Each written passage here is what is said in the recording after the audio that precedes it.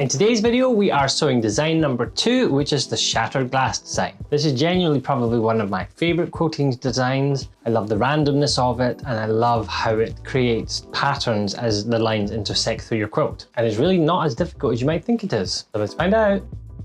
Hi everybody, I'm Tom and I'm the Colorblind Quilter, and this is video number 2 in our series, This is How You Quilt It. We are making a flip book of quilting samples so that you have a great range of choices when it comes to choosing how to quilt your projects. But we're not just covering sewing steps and how to draw the prep lines. We're actually looking at example quilts as well, so you can see what is possible with these designs. When we can't visualize how a design will look in our quilt, it can lead to us not finishing the project. So I want to try and help alleviate that fear by showing you exactly what's possible. If you're just starting out in this series, you'll find a link to the free preps and supplies worksheet in the description below. This will tell you everything you need to do to get started. There's also a link to the playlist so you can catch up on the previous videos and you can follow along as each new video is released. And remember, I will be showing these example quilts at the end of the video, so be sure to stick around to the end to see them. So let's get started. Now this, as I said, is probably one of my favorite designs. It looks very random, creates really interesting visuals and secondary patterns as the line chops up your quilt. You can do this very organically, just marking lines and sewing them. You will probably want to just do a little bit of preparation to make sure that you leave no big gaps in your quilt. If your quilting design has a lot of angles in it, so half square triangles, flying geese, that kind of thing, you may want to carefully plan the angle of your quilting lines. Try and complement these lines in the quilt. If they clash too much, it can create a little bit of a strange looking quilt, and I'm going to show you an example of that later on in this video. On the difficulty rating, this is a 2 out of 5 just because it needs a little bit of prep work to avoid any large gaps, and on the cuddle rating, this gets a 2 out of 5. So the prep work for this is very simple.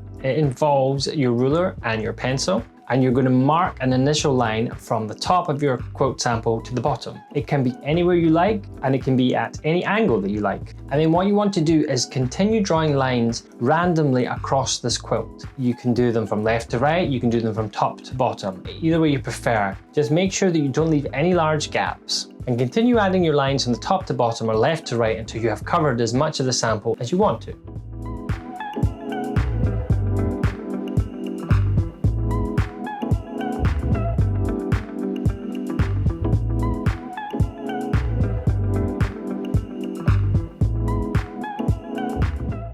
Now for the sewing of this, is actually very similar to sewing straight lines from design number 1. You're going to pick a line that's sort of center of the block and sew down it from the top to the bottom to secure your sample. You can use a securing thread function at the start and end if you like. I prefer not to do that, but please do it if you feel more comfortable that way.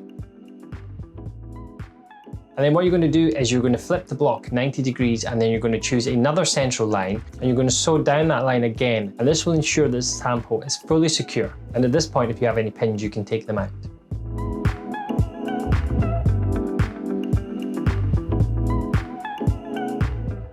Now all that's left to do is just continue sewing all of these lines, following your marked lines until you are finished. It really is that simple.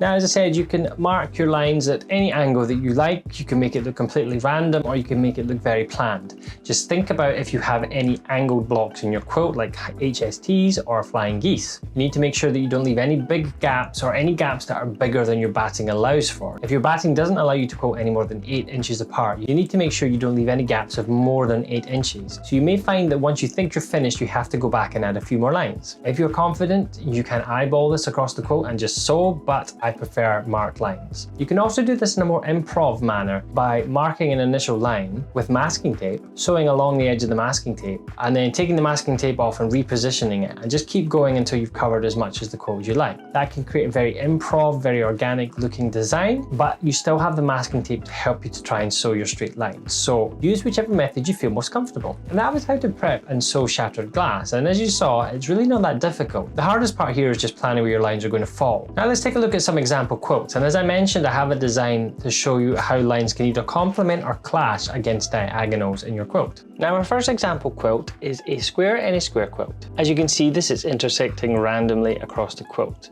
Now I really like how the angled lines counteract the squareness of this quilt. It really complements it very nicely and adds movement across the quilt in different directions. This would be quick and easy to sew. We would just need to plan our lines and make sure there are no large gaps left between the quilting. Now I'm going to take away the quilt design and show you just the lines. So these are the quilting lines that are underneath that design. And as you can see on the left hand side there is a slightly large gap. If this was a real quilt, I may need to run another line of quilting down there just to make sure that that wasn't bigger than 8 inches. But I thought you would find it helpful to see the lines without the quilt design. Now for example 2, this is the Pennsylvania block quilt. So this looks very much like a single Irish chain. You can see there is diagonal movement across the quilt and those red squares that form diagonal lines. This is one of these instances that I've mentioned where these lines could either complement what's going on or they can clash against what's going on. Now because there are diagonal lines here, I didn't really want to just draw them following the same angles because then it would become more of a crosshatch than shattered glass, and the idea is to keep some randomness in it. So I've very